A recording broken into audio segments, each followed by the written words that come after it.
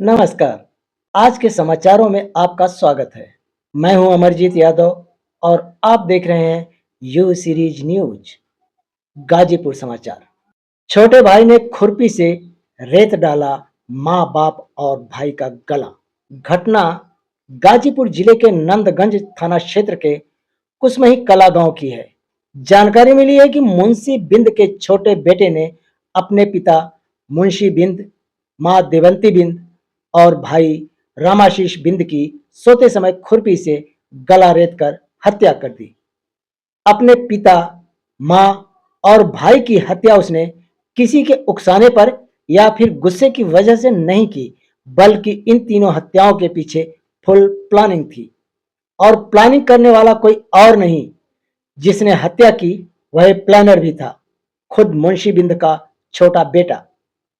और गौरतलब बात तो यह है कि हत्यारा कोई उम्र दराज नहीं, बल्कि 16 साल का नाबालिग है। मृतक मुंशी बिंद का छोटा बेटा एक नहीं, तीन तीन हत्याएं कर डाली उस नाबालिग ने। और हत्या भी किसकी की? अपनी मां, बाप और बड़े भाई की। एक ही रात में तीन तीन हत्याएं। पूरी घटना विस्तार से। कुसमही कला गांव में हुई 3 हत्याओं की सूचना जब पुलिस को मिली तो नंदगंज थाने की पुलिस फोर्स सहित एसपी ओमवीर सिंह भी मौके पर जा पहुंचे। हत्या के बारे में किसी पर शक शुबह या किसी से कोई दुश्मनी वगैरह के बारे में जब पुलिस मृतक मुंशी बिंद के छोटे बेटे से पूछताछ करने लगी तो वह कुछ भी ठीक ठीक नहीं बता पा रहा था। पुलिस ने खुद उसके बारे में जब सवाल किया कि जिस समय हत्या हुई उस समय तुम कहां थे, तब उसने बताया कि मैं ऑर्केस्ट्रा देखने गया था। जब अपने दोस्त के साथ ऑर्केस्ट्रा देखकर आया तो सबकी खून से लथपथ लाशें पड़ी थी। मैं रोने चिल्लाने लगा तो गांव के लोग आ गए। लेकिन उसके बयान से पुलिस टीम के शक की सुई उसी पर घूमने लगी। आखिर में जब पुलिस ने कड़ा रुख अपनाया तो वह टूट गया और अपना जुर्म कबूल कर लिया।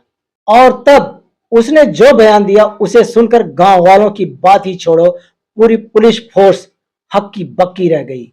किसी को यकीन ही नहीं हुआ कि वह 16 साल का नाबालिग इतना बड़ा जुर्म कर सकता है, इतनी पक्की प्लानिंग के साथ अपने मां, बाप और भाई की हत्या कर सकता है।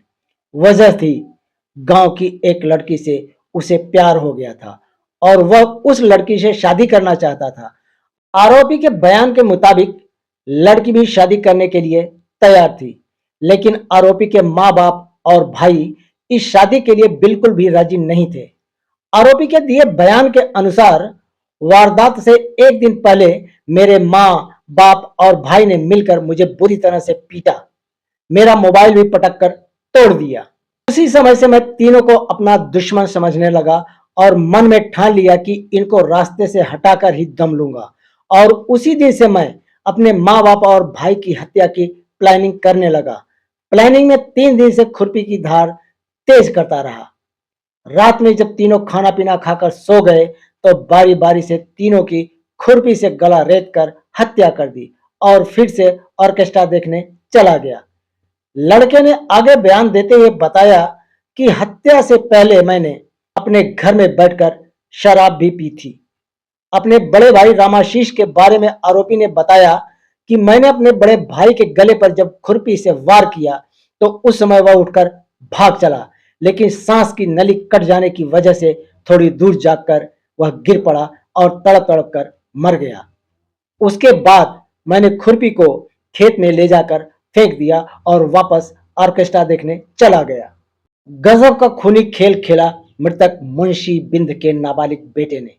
घर के 3 सदस्यों को मौत के घाट उतार दिया।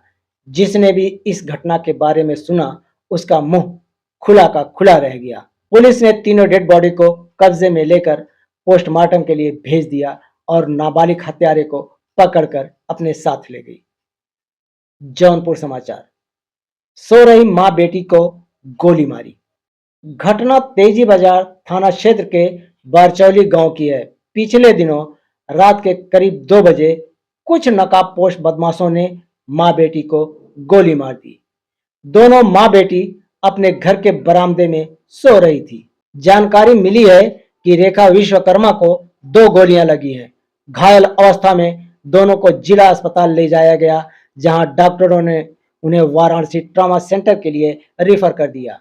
गुरुवार को अपनी पत्नी के साथ बाइक से जा रहे खुटान थाना क्षेत्र के कुतुबी चक निवासी 58 वर्षीय पूर्व प्रधान सभा शंकर मिश्रा की 4 पहिया वाहन से टक्कर हो गई।